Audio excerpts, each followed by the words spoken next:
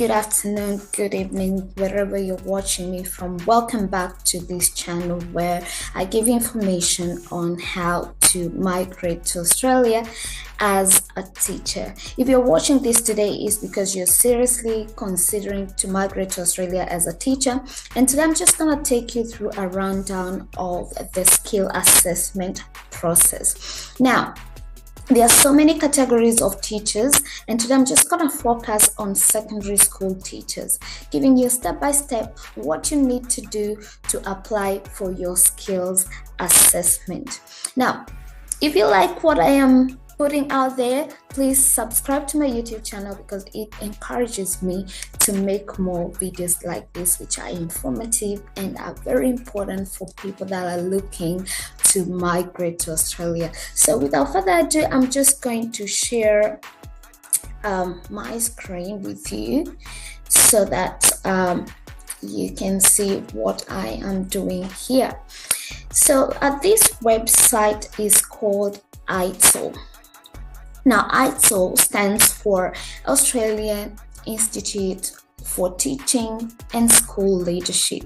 This is the institute that assesses your skills. Now, skills assessment only means, basically means that the qualification that you have or that you claim to have is assessed by an Australian institute to ascertain that you're actually qualified to teach here in Australia. So it's kind of assessing your qualification to ascertain that you're indeed qualified. So you go to AITSL and hit the tab Migrate to Australia. So there are many tabs. Teacher standards, you'll be using that when you come here and when you start teaching. But in your visa process, you're more interested with Migrate to Australia.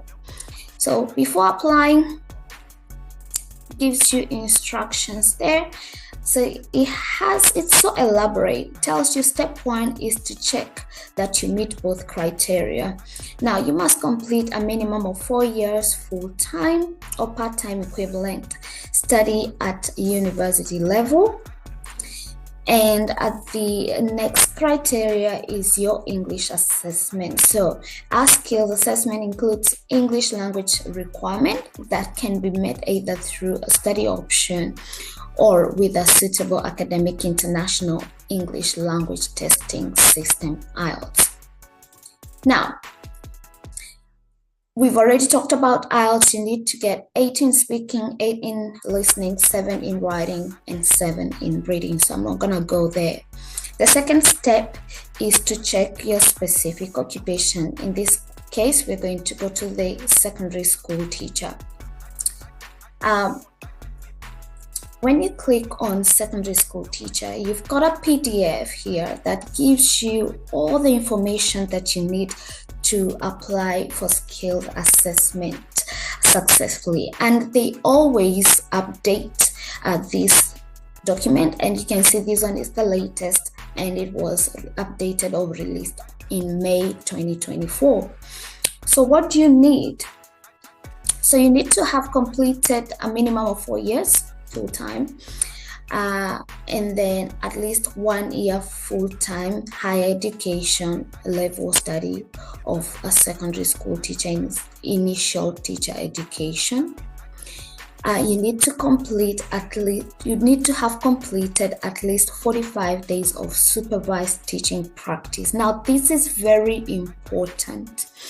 And for you to show or for you to prove that you completed at least 45 days of supervised teaching practice, you need a letter from the university that you studied stating when you were a student there, whether you attended, a supervised teaching practice, the cohort, so the demographic characteristics of the students that you taught.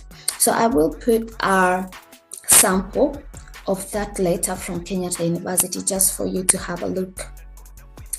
Other higher education qualification requirement. So other education, higher education qualification contributing to the 4 years of study must be comparable to the education level of the Australian Advanced Diploma or Associate Degree. So AITSL does not assess short courses less than 1 year full-time study, professional development programs, or incomplete qualification. So you must have completed. That is criteria 1, which is all about your education. And then criteria number 2 is the English language proficiency. So if you've completed 4 years full-time, study in Australia, Canada, or Ireland, or New Zealand, United Kingdom, United States of America, you do not require that particular, English test. If you've not completed a bachelor's degree in one of these countries, then you must give the IELTS results. And the IELTS are here.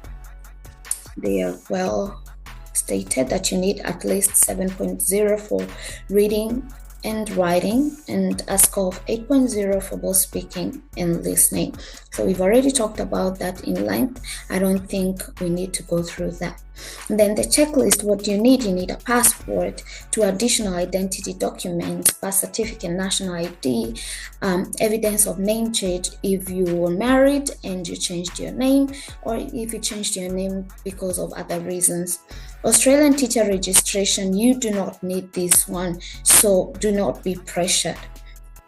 And then initial teacher education qualification, that is your degree, so final award certificate, final academic transcripts, and evidence of teaching practice. And you can see this is so emphasized that it's required. Other higher education qualification, final award if you have final academic transcripts. So if you've done a master's degree, whether it's by research or through coursework, you can add it to your skill assessment. And then your English language proficiency, IELTS. Then your guide to preparing the documents, you scan originals in color and at a high quality, at least 300 dpi. Combine all pages of multiple page documents into one PDF. All right. So if, for instance, your transcript, you have 2 pages of your transcript, you need to combine those pages into one PDF. If submitting electronic documents with digital signatures like equals, it must be verifiable. This means downloading the PDF and not changing the file name. In case where documents cannot be scanned, a photo may be uploaded. Documents not in English must be accompanied by an accredited English translation uploaded as other. Please do not submit the following: copies that are incomplete or that have missing parts, black and white scan, so you need to have colored scan, low resolution copies of copies, documents that are fingers or other objects in the view. Now, note, submitting the wrong document will delay the process of your application. So 3 key things to remember: scan originals in color and include all pages in one file. Great. Now you know what you need to do. Now you need to read the application guide, which we have just looked at. If you're an agent applying or you're not an agent, you need to read the applicant portal user guide, all right, because you will need to create an account. And then the majority of assessment ready applications are completed within 4 weeks. So if you do your job well, 4 weeks, 9 weeks, or to 6 weeks, let's say they said 4 weeks to 6 weeks, but you can just give it more time. And then processing time can be impacted by the volume and complexity of applications received. And then optional, this is an optional. You can get it though. an optional skill employment statement. So a skill employment statement is an optional summary of your relevant skilled employment, which you can use as part of the point test for skilled immigration. After you have received skill assessment certificate from us, you will be eligible to request a skilled employment statement. Now, I know it's written optional. However, so that you confidently claim for the experience that you have, you've taught for some time back at home, so you will need to apply for this, but you can only apply for this if you already have your skill assessment outcome. So it says here that after you've received a skill assessment certificate from us, so if your skill assessment is positive, then you can apply for skilled employment statement, and you can read more there. So yeah, so everything is on this website, and all you need to do is just follow the prompts. Now there's a fee for all this process, and the application fee for skill assessment is $1,050, and if you choose to go for skilled employment statement, then you pay $234. Right. And then applicant portal, so you will get registered for those that of course don't have the account. So you just click get registered and just follow. I'm an applicant, and put all your details there and continue. So it's as simple as that. You only need to ensure that you're following the prompts and giving the required information. So thank you so much for watching. Please hit the subscription button so that I can get encouraged to continue with this noble course.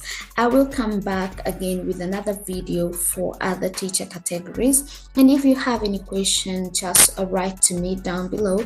And if you're not in our teachers WhatsApp group, also just leave a message down below, and I'll be able to get in touch with you. Thank you. Bye.